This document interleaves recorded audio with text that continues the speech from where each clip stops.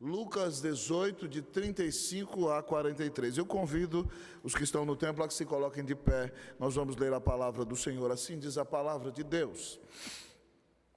Aconteceu que ao aproximar-se ele de Jericó, estava um cego assentado à beira do caminho pedindo esmolas. E ouvindo o tropel da multidão que passava, perguntou o que era aquilo. Anunciaram-lhe que passava Jesus, o Nazareno. Então ele clamou: Jesus, filho de Davi, tem misericórdia de mim. E os que iam na frente o repreendiam para que se calasse.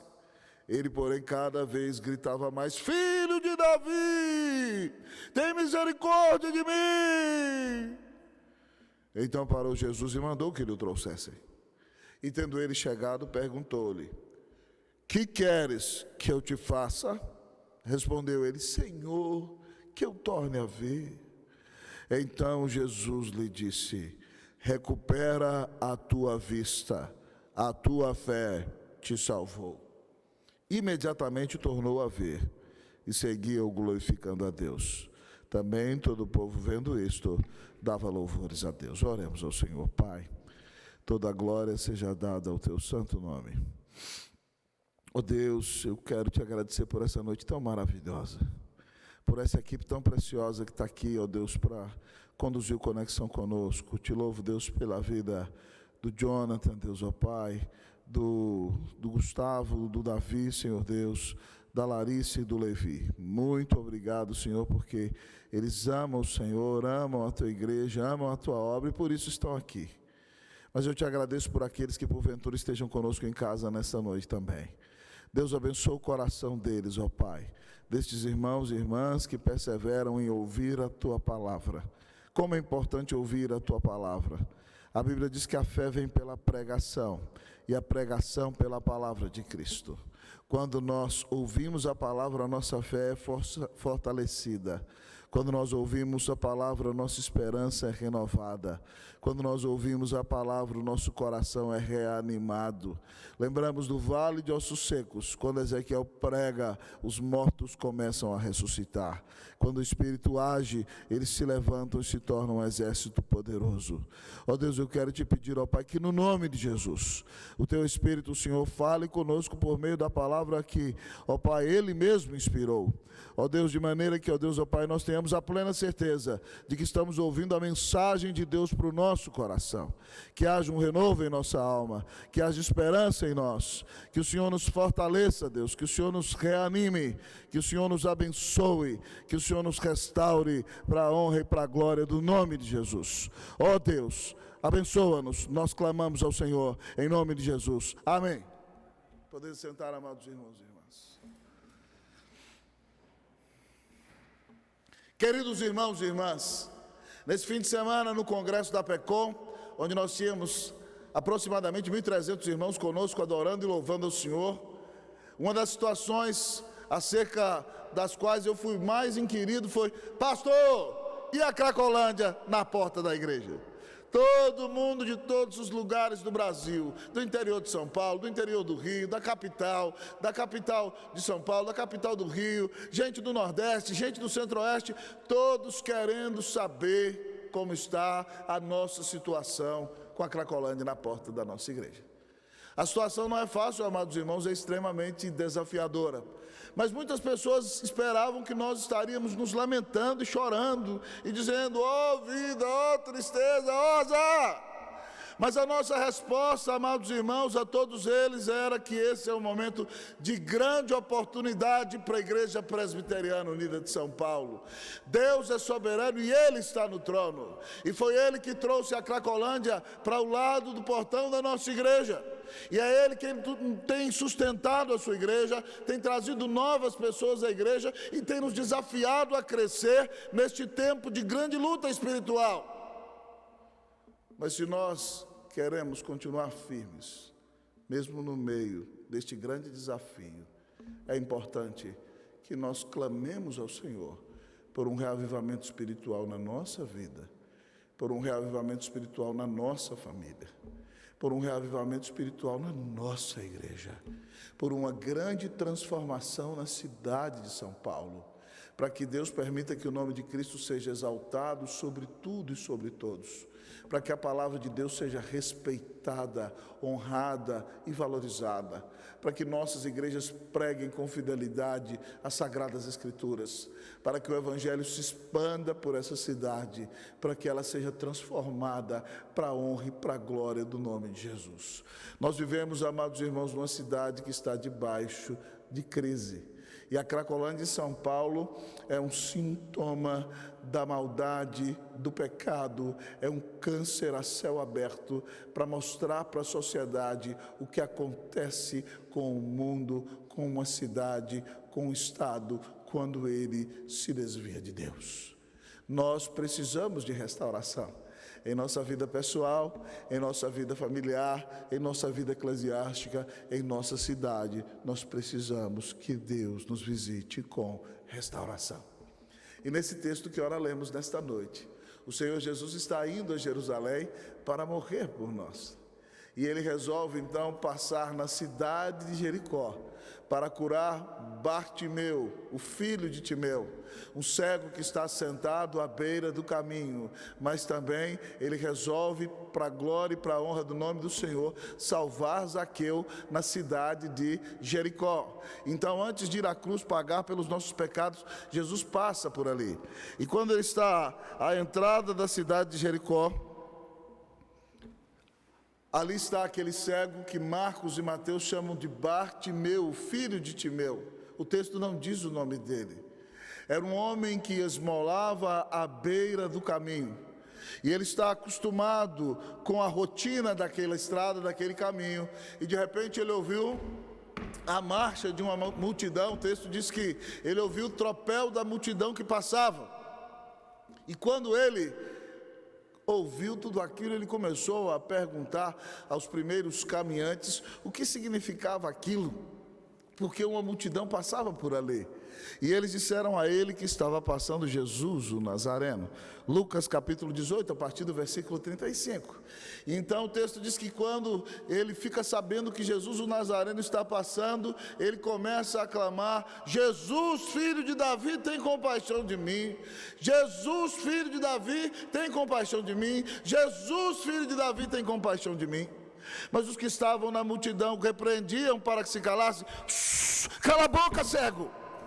Você acha que o Messias, o Rei Jesus, vai ter tempo para você? O Nazareno, o profeta? Mas ele, mesmo depois de interpelado, com mais intensidade, diz o texto que agora ele gritava: Jesus, filho de Davi, tem misericórdia de mim! Jesus, filho de Davi, tem misericórdia de mim! Jesus, filho de Davi, tem misericórdia de mim. Diante dos brados daquele homem, o Senhor Jesus mandou que o trouxessem. E quando ele se aproxima, o Senhor pergunta a ele: o que você quer que eu faça por você? Ele disse para o Senhor Jesus: Senhor, um dia eu já enxerguei, agora eu não enxergo mais. Tu és o Senhor, dá-me a bênção de enxergar de novo. E o Senhor Jesus diz a ele: recupera a tua vista, a tua fé te salvou. O homem é curado e salvo. Imediatamente diz o texto que se lhe abriram os olhos. E agora ele segue atrás do Senhor Jesus, dando glórias a Deus. Mas não é somente aquele homem que segue dando glória a Deus. O texto nos diz, no versículo 43, que todo o povo, vendo isto, dava louvores a Deus. O Senhor Jesus passa por aquele caminho, porque Ele quer fazer da vida daquele cego e da vida de Zaqueu uma demonstração, um ensinamento para o povo judeu. Ele veio para o seu povo, mas o seu povo não o recebeu como Salvador. O trataram meramente como um profeta humano. Então ele quer ensinar ao povo, mas não só aquele povo daqueles dias, a todos nós de todos os tempos, como nós devemos nos portar diante da pessoa maravilhosa de Jesus. E ao olharmos então para o que Jesus faz aqui na vida deste cego, o Senhor Jesus nos apresenta as exigências de Cristo para a restauração. Era isso que ele exigia de Israel para que eles fossem restaurados, e é o que ele exige de mim e de você para que experimentemos restauração nestes dias. O texto nos apresenta as exigências de Cristo para a restauração. E inicialmente o texto nos diz que uma exigência de Cristo para a restauração é o reconhecimento. A primeira exigência de Cristo para a restauração é o reconhecimento. Nós vamos ler versículos 35 a 38, assim diz a palavra do Senhor. Aconteceu, todos leiam comigo numa só voz. Aconteceu que ao aproximar-se ele de Jericó, estava um cego assentado à beira do caminho pedindo esmolas. E ouvindo o tropel da multidão que passava, perguntou o que era aquilo. Anunciaram-lhe que passava Jesus o Nazareno.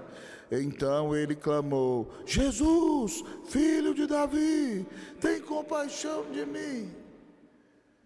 Jesus está passando pelo caminho de Jericó. O cego, como você já sabe, ouve o tropel da multidão. Pergunta o que está acontecendo. E as pessoas dizem a ele: está passando Jesus, o Nazareno. A multidão reconhece Jesus somente como um profeta humano. Eles o chamam de Jesus, o Nazareno. Ele tem pregado a palavra e tem feito grandes milagres, mas eles não reconhecem que ele é o Messias prometido. Eles não reconhecem que ele é o Filho de Deus. E para nossa surpresa, este cego que está numa situação miserável, pedindo esmolas na beira do caminho, quando sabe que Jesus está passando por ali, ele diz: Jesus, filho de Davi, tem compaixão de mim. Ainda que ele esteja à beira do caminho, ele lança mão de uma promessa que o Senhor Deus fez a Davi no primeiro livro das Crônicas, capítulo 17, 1000 anos antes de Jesus nascer. Deus prometeu a Davi, quando Davi queria edificar um templo ao Senhor, que Davi não edificaria templo porque ele era um homem com as mãos sujas de sangue, mas que Salomão edificaria o templo. Mas Deus mesmo diz a Davi que ele edificaria a casa de Davi para reinar sobre Israel. Então ele promete um rei na descendência de Davi que vai reinar para sempre.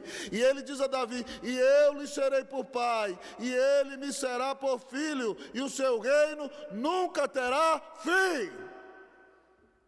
Este cego, aquele que era o homem mais improvável, que não estava na sinagoga, que não lia as escrituras todos os dias, que vivia numa situação miserável, teve os seus olhos abertos pelo Espírito Santo e reconhece que Jesus Cristo é o Messias prometido há 1000 anos atrás. Ele diz: Jesus, filho de Davi. Ele reconhece que Jesus Cristo é o Filho de Deus, é o Rei prometido, e portanto reconhece que precisa da compaixão desse Rei. Tem compaixão de mim. Se nós queremos experimentar restauração na nossa vida, nós temos que reconhecer quem é Jesus Cristo. Ele não é um profeta meramente humano. Ele não é simplesmente o principal nome de uma religião. Jesus Cristo é Deus feito homem, sem deixar de ser Deus. Jesus Cristo é o Messias prometido. Jesus Cristo é aquele que deu sua vida na cruz do Calvário para pagar os nossos pecados. A primeira exigência do Senhor Jesus para a restauração é que nós reconheçamos quem Ele é. Você se lembra do apóstolo Pedro? Ele foi um líder no colégio apostólico desde o princípio. Às vezes meio fanfarrão, falava algumas besteiras. Mas no dia em que Jesus estava trabalhando na região da Cesareia de Filipe, no norte de Israel, Jesus pergunta para os discípulos: quem vocês dizem que eu sou? Quem a multidão diz que eu sou? E aí a multidão dizia: alguns dizem que o senhor é Elias, outros dizem que o senhor é Jeremias, outros dizem que o senhor é algum dos profetas. E ele diz: mas vós, quem dizeis que eu sou? E este Simão Pedro responde: tu és o Cristo, o Filho do Deus vivo. E o Senhor Jesus diz a ele: bem-aventurado és, irmão Bar-Jonas, porque não foi carne nem sangue que tu revelou, mas meu Pai que está nos céus. Este cego à beira do caminho pode reconhecer quem Jesus Cristo é, como Simão Pedro, porque o Pai revelou-lhe que Jesus Cristo é o Filho de Deus. Este Simão Pedro, quando o Senhor Jesus estava para morrer, não aceitava que Jesus falasse da sua morte e repreendeu o Senhor Jesus, e o Senhor Jesus disse: aparta-te de mim, Satanás. Este Simão Pedro, quando o Senhor Jesus disse a ele que os discípulos o negariam, ele disse: esses aí vão te negar, eu jamais. E o Senhor disse para ele: em verdade te digo, Simão, que antes que o galo cante, tu me negarás 3 vezes. E a Bíblia diz que quando Jesus foi preso, num primeiro momento, Pedro teve um arroubo de valentia, tomou da espada, cortou a orelha do servo do sumo sacerdote Malco. Jesus então tocou e curou aquele homem. E Pedro começa a seguir a Jesus de longe. E de repente então ele entra na fogueira da casa do sumo sacerdote, quando Jesus Cristo está preso ali. E dizem para ele: você é um dos discípulos dele. Ele diz: eu não, de jeito nenhum. E quando ele está ali na roda, se aquecendo na fogueira, então outra pessoa diz a ele: você tem sotaque da Galileia, você é um dos discípulos dele. Ele falou assim: de jeito nenhum, mulher, você está louca. E a terceira vez dizem a ele: é verdade que você é um discípulo dele. E por fim Pedro até praguejou e xingou palavrões. E o Senhor Jesus passou, já sendo insultado, olhou bem nos olhos dele. E Pedro saiu dali chorando e negou a Jesus, e chorou amargamente. Depois disso, o Senhor ressurreto aparece a eles em Jerusalém. E eu fico imaginando Pedro assim, meio de longe, meio ressabiado, porque você não vê um contato muito grande do Senhor com ele naquele dia. E Pedro, então, tendo fracassado no ministério pastoral, resolveu voltar para a pescaria.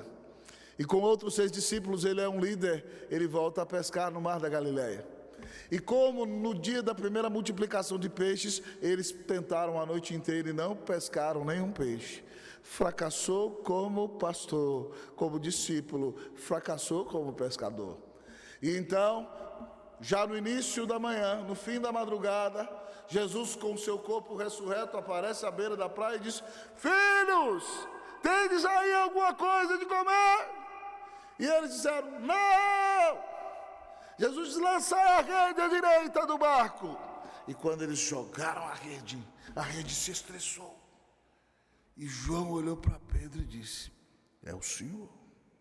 E Pedro nem ajudou a puxar, vestiu sua roupa, pulou no mar. 200 metros eles estavam na praia, nadou um pouco, chegou e se assentou com Jesus. Quando o barco chegou, Jesus já tinha uma fogueira acesa e já tinha alguns peixinhos, né? Ele é o rei da glória, eu imagino que ele chegou, botou a mão na água e os peixes vieram na mão. Ele já estava assando alguns peixinhos num ambiente aconchegante. Então Pedro correu, puxou a rede, tinha 153 grandes peixes. Jesus deu graças, sentou com eles comiam. Ninguém tinha coragem de perguntar, porque todo mundo sabia que era o Senhor. E de repente, no meio daquela refeição, o Senhor Jesus vira para Pedro e diz: Simão, filho de João, tu me amas? E ele diz: tu sabes que eu te amo. E o Senhor diz para ele: apacenta os meus cordeiros. Segunda vez Jesus pergunta para Pedro: Simão, tu me amas mais do que a esses outros? E ele diz: sim, Senhor, tu sabes que te amo. Usando uma outra palavra, expressando que o seu amor não era tão perfeito assim. E Jesus diz para ele: pastorei as minhas ovelhas. Terceira vez o Senhor pergunta para ele: Simão, tu me amas? E Pedro se entristeceu por Jesus lhe ter perguntado por terceira vez. Mas foi maravilhoso Jesus ter perguntado 3 vezes, porque Pedro foi obrigado a reconhecer quem Jesus era. Ele diz: Senhor, tu sabes de todas as coisas. Pedro reconhece que Jesus é o Deus onisciente. Tu sabes que eu te amo. E o Senhor diz a ele: apacenta as minhas ovelhas. Quando o Senhor nos restaura, Ele quer nos levar a reconhecer quem Ele é. Pedro disse: Senhor, Tu sabes de todas as coisas. Jesus Cristo é o Deus onisciente. Ele é o Todo-Poderoso Deus. Então, se você quer restauração na sua vida nessa noite, você precisa reconhecer que nunca ninguém amou você como Jesus te ama. Você precisa reconhecer que Ele foi cravado na cruz do Calvário no seu lugar. Você precisa reconhecer que Ele tem todo o poder para perdoar os seus mais horríveis pecados.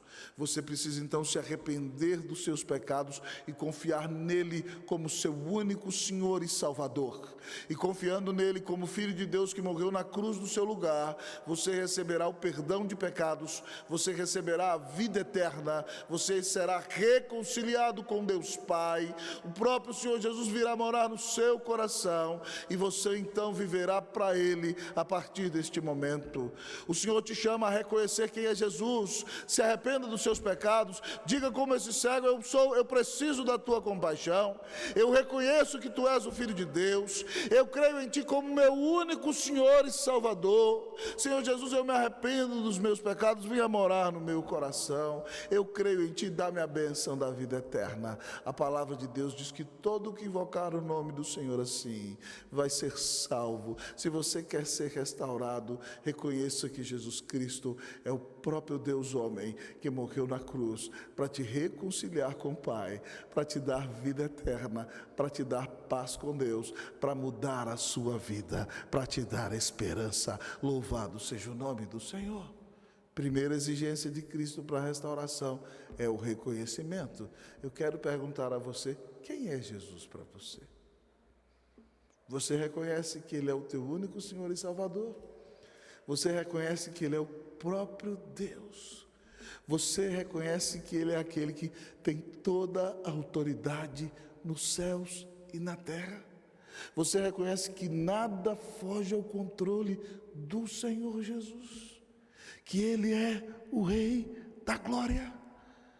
Se você quer experimentar a restauração, você precisa reconhecer quem é o nosso grande Deus e Salvador, Jesus Cristo. Ele é o Todo-Poderoso Senhor. Ele é o Rei da Glória. Que Deus te dê a bênção de reconhecê-lo. Que você experimente em sua vida restauração. O nosso texto continua a nos chamar a uma vida restaurada. E ele vai nos ensinar uma outra exigência de Cristo para a restauração. A primeira delas é o reconhecimento. Mas a segunda exigência de Cristo para a restauração é a perseverança. Segunda exigência de Cristo para a restauração é a perseverança. O nosso irmão Bartimeu, em quem eu vou dar um abraço bem apertado no céu, começou a clamar: Jesus, filho de Davi, tem compaixão de mim. E a multidão dizia para ele: cala a boca, cego! Você acha que o profeta Jesus tem tempo para um miserável como você? Ele não vai te escutar. O cego não se deixou sobrepujar pela oposição da multidão. Diz o texto que ele, porém, cada vez gritava mais. O que ele gritava, diz o texto: Filho de Davi, tem misericórdia de mim. O verbo gritava está no pretérito imperfeito, era contínuo. Filho de Davi, tem misericórdia de mim. Filho de Davi, tem misericórdia de mim. E aquele homem perseverou tanto em clamar, que Jesus mandou chamar para curá-lo e sua vida restaurar. Segunda exigência de Cristo para restauração é a perseverança. Não basta dizer que creu e sair para viver uma vida no mundo, uma vida de pecado longe do Senhor. Não basta vir à frente da igreja, ser batizado e professar a sua fé, e de repente, quando vem a primeira dificuldade, você abandona a fé e começa a blasfemar contra Deus e se entrega a uma vida de pecado. Não basta dizer que creu e quando as pessoas começam a zombar de você, começam a te perseguir, você fala, esse negócio de ser crente não é para mim não. Ah, querido amigo e irmão, verdadeiro cristão, verdadeiro salvo, persevera até o final. A segunda característica, a segunda exigência para quem quer viver uma vida de restauração é a perseverança na fidelidade no caminho de Jesus. Você, meu querido irmão, não pode ficar olhando somente para as circunstâncias. Você não pode olhar somente para os problemas. Você não pode olhar somente para os desafios. Mas você tem que perseverar em crer e olhar para Jesus como seu único Senhor e Salvador. Um dos textos que eu amo no Evangelho está lá em Mateus capítulo 14. Quando Jesus faz o grande milagre da multiplicação de pães. Ele sobe para o monte para orar e despede os seus discípulos no fim da tarde, provavelmente 5 horas, para eles atravessarem o mar da Galileia. Eram 12 quilômetros de extensão, 6 quilômetros de largura. Era fácil eles atravessarem aquele mar, mas quando Jesus está orando lá no monte, sobreveio no mar uma grande tempestade. O barco jogado de um lado para o outro, ondas gigantes caem sobre ele, os discípulos não conseguem avançar. Quando dá 3 horas da manhã, Jesus vê que eles estão numa grande tempestade, então ele vem caminhando sobre o mar. E os discípulos já esgotados fisicamente e emocionalmente, quando vem aquele vulto, eles são os discípulos de Jesus, mas eles acham que é um demônio, e eles gritam, socorro, um fantasma!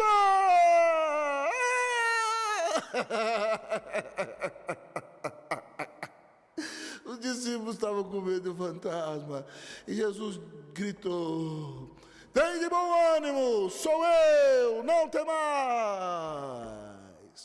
Quando ele diz sou eu, ele está dizendo, eu sou o nome de Deus. Tem de bom ânimo, eu sou, não temais. Então Pedro grita de longe, Senhor, se és tu, manda-me ter contigo sobre as águas. E Jesus diz para ele, vem. E Pedro pisou fora do barco. Paz, meu irmão. Pedro caminhou sobre as águas. E deu um passo, e deu outro, e começou a andar de maneira graciosa até ir rumo à pessoa do Senhor Jesus.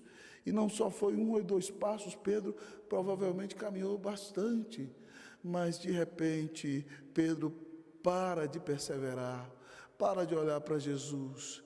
Ele viu uma onda gigante passando do lado dele, ele sentiu o sopro do vento e ele tirou os olhos de Jesus. E quando ele tirou os olhos de Jesus, ele afundou. E quando ele afundou, ele gritou, Senhor, socorre-me! E o Senhor agora já está perto, toma pela mão. Ele diz, por que você tem medo, homem de pequena fé? Pedro começou bem. Pedro viveu algo exponencial em sua vida. Mas quando ele tirou os olhos de Jesus, ele afundou. É importante perseverar em olhar para Jesus. Meus queridos irmãos e irmãs, se nós olharmos para os problemas que nós estamos enfrentando, nós vamos afundar. Se nós olharmos para a situação de desafio que estamos vivendo, nós vamos afundar. Mas hoje o Senhor nos chama a tirar os olhos das ondas, a tirar os olhos do mar e a perseverar em olhar para Jesus.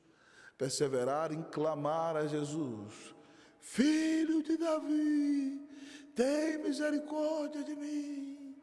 Implicação prática óbvia para nós. Nós temos que perseverar em oração neste tempo. Ainda o Senhor tem deixado a Cracolândia aqui do lado de fora. E nós não temos que olhar para a Cracolândia, nós não temos que dizer, oh meu Deus, nós estamos longe do nosso templo. Não, irmãos, não, 1000 vezes não. Nós temos que olhar para Jesus e dizer, Senhor, o que o Senhor quer que nós experimentemos? Qual é a tua vontade para a nossa vida?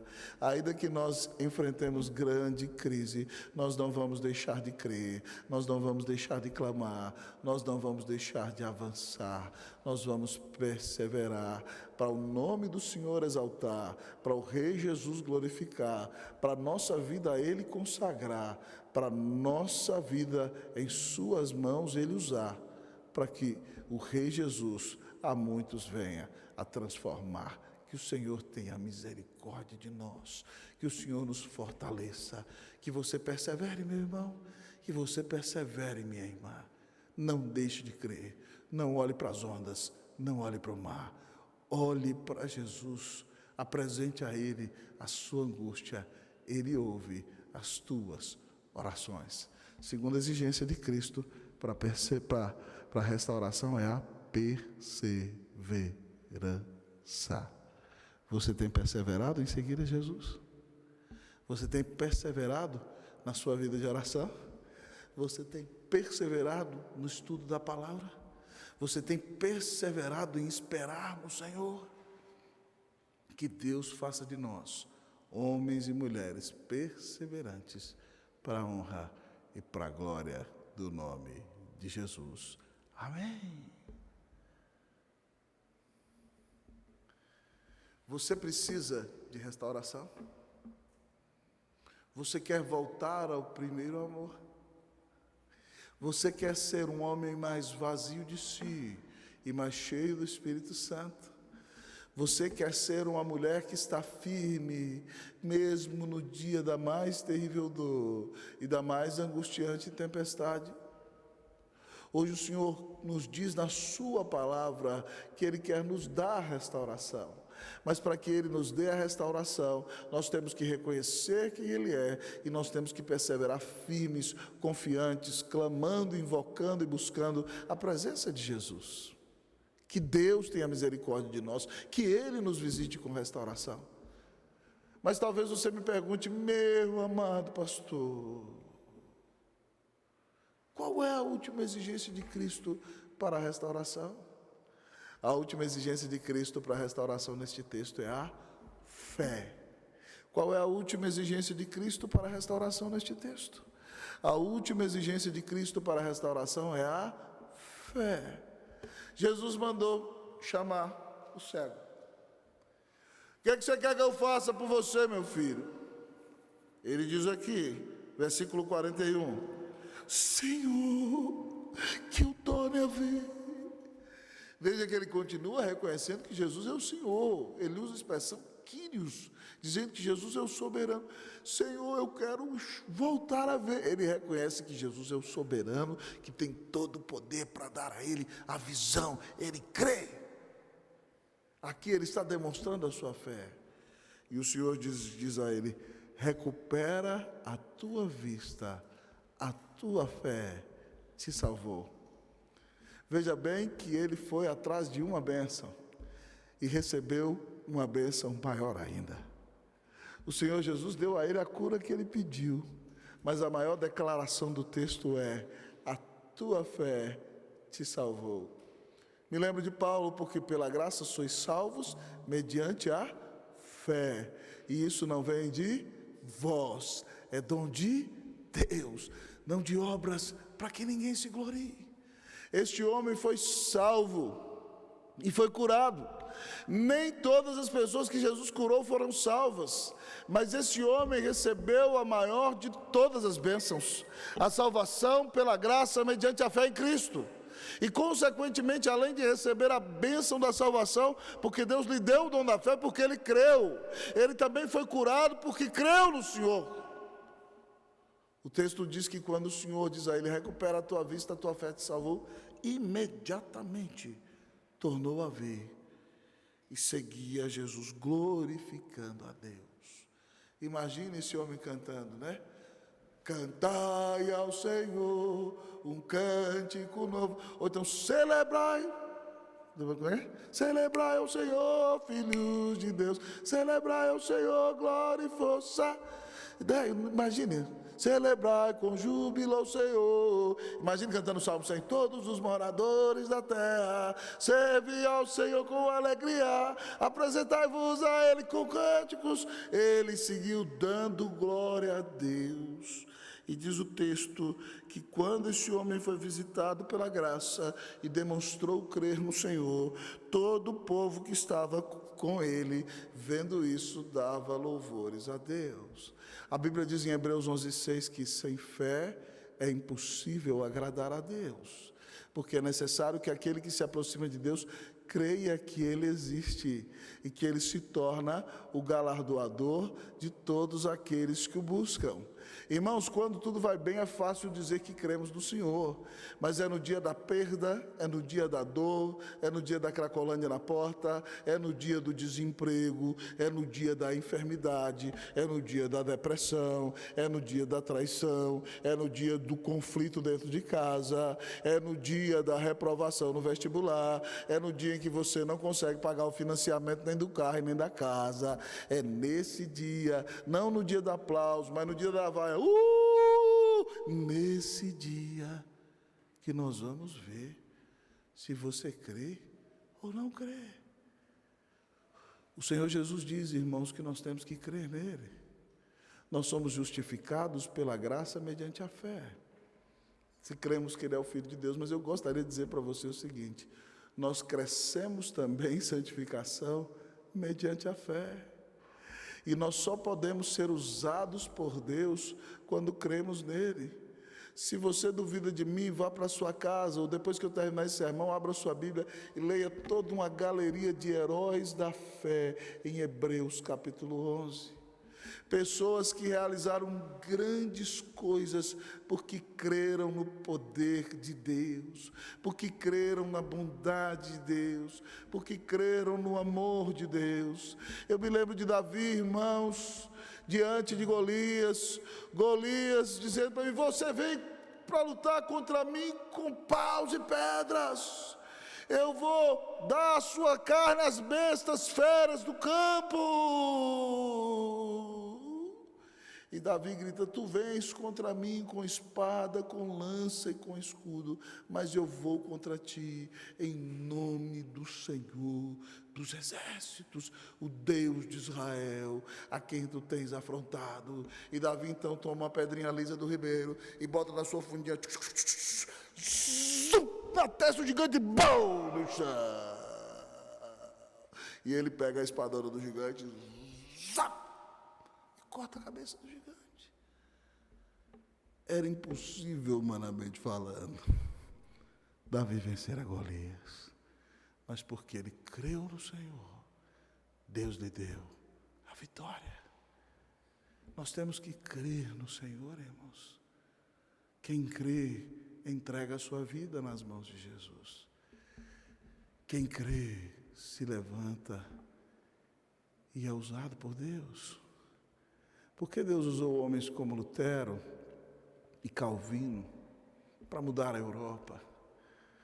Lutero, que tinha um mandato de prisão, um alvo nas costas do maior imperador. Calvino, que foi zombado, vilipendiado. Homens que mudaram o mundo. Porque Simonton, filho de um deputado, neto de pastor, um filho mais novo, de uma excelente condição familiar nos Estados Unidos, larga tudo e vem se sacrificar e morrer no Brasil porque creu no Evangelho, porque creu que Deus queria salvar os eleitos de todas as nações por meio da pregação do Evangelho. É só quem crê, querido amigo e irmão, que abre mão da sua comodidade, que para de olhar para o seu próprio umbigo, que entrega a sua vida nas mãos de Jesus, que se dispõe para ser um instrumento útil para a honra e para a glória do nome de Jesus. Se você não crê, você não agrada a Deus. Você precisa crer no poder de Deus para a sua salvação, você precisa crer no poder de Deus para a sua santificação, mas você precisa crer no poder e no amor de Deus para realizar a missão. Creia no Senhor Jesus. Há momentos nos quais o Senhor vai provar a nossa fé, e pela graça do Senhor Ele vai nos dar a bênção de crer, para vermos o seu poder agindo em nossa vida para a honra e para a glória do nome de Jesus. Quando nós cremos, nós vemos a fidelidade e a bondade do Senhor. Eu me recordo, queridos irmãos e irmãs, no ano de 2003, quando nós estávamos ali no Chile, e eu resolvi realizar uma conferência missionária lá em Santiago. A igreja chilena sofria muito, era muito pequena, e os irmãos chilenos não tinham visão de missão transcultural. E eu resolvi trazer um colega meu de turma, que era missionário no Amazonas, junto com o reverendo Ronaldo Lidório. E algumas pessoas até começaram a dizer: o que eu quero saber de índiozinho pulando no meio da floresta? Mas nós bancamos a conferência e fizemos, mesmo que a igreja não tivesse tanta visão. E o que aconteceu foi que então a liderança da igreja me deixou pagar a passagem, mas os custos do missionário e da querida esposa, minha colega, ficaram por nossa conta.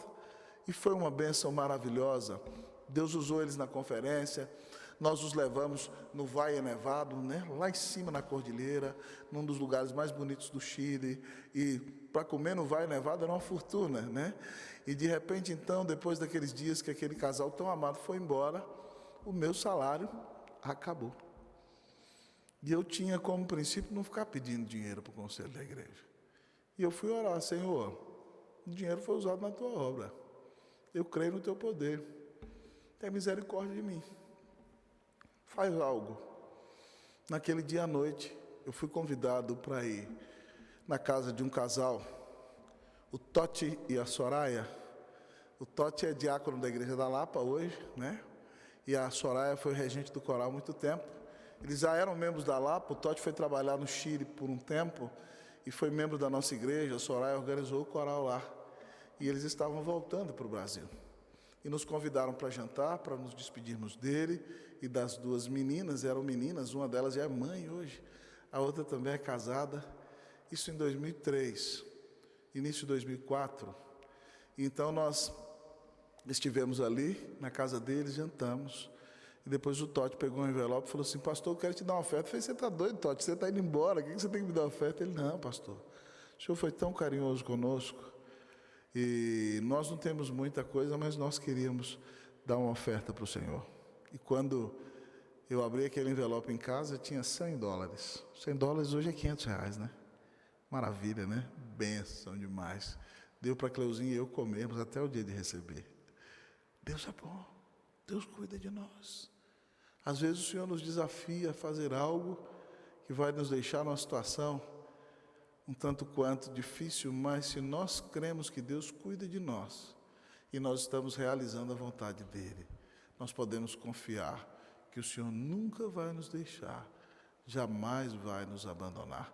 Ele sempre vai de nós cuidar, sempre vai nos sustentar, pois deu seu Filho numa cruz para nos salvar. Creia no Senhor, creia no poder de Deus. Irmão, eu creio que Deus não nos trouxe para São Paulo à toa. Há 6 anos atrás, quando eu vinha aqui para a Unida, naquele ano de transição, eu preguei aqui em agosto de 2016, dizendo que eu acreditava que Deus ia fazer algo grandioso nessa igreja.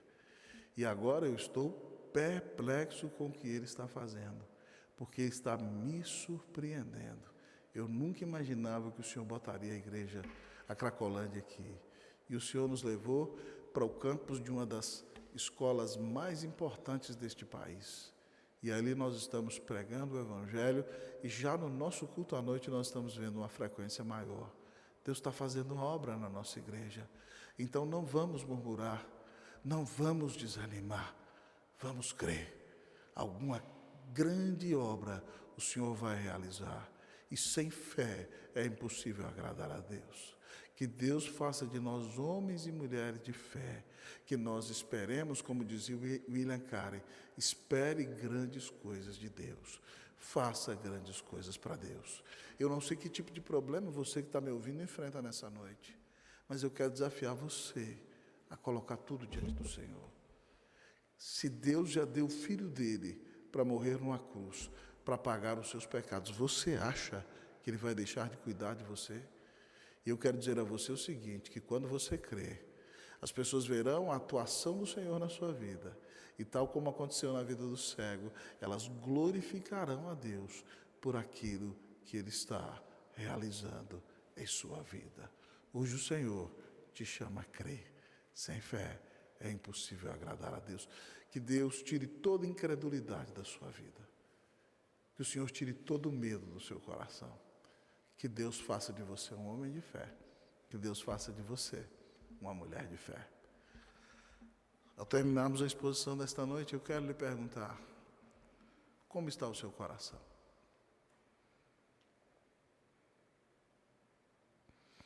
Você está desanimado? Você está decepcionado? Você está acabrunhado? Você se sente vilipendiado? Nessa noite o Senhor Jesus está te chamando para tirar os olhos das circunstâncias e colocar a sua esperança somente nele. Lembre daquele nosso hino maravilhoso. Mas eu sei quem tenho crido e estou bem certo que é poderoso. Guardará, pois, o meu tesouro até o dia final. Aquele que não poupou o seu próprio filho, antes por todos nós o entregou, porventura não nos dará graciosamente com ele todas as coisas? Se Deus deu Jesus por você, Ele não vai deixar de cuidar de você nessa terrível aflição que você está enfrentando. Então, cante comigo o coro daquele hino que eu gosto muito. Deus cuidará de ti na tua dor, com todo amor, jamais te deixará. Deus cuidará de ti. Quais são as exigências de Cristo para a restauração? Reconhecimento, perseverança e fé.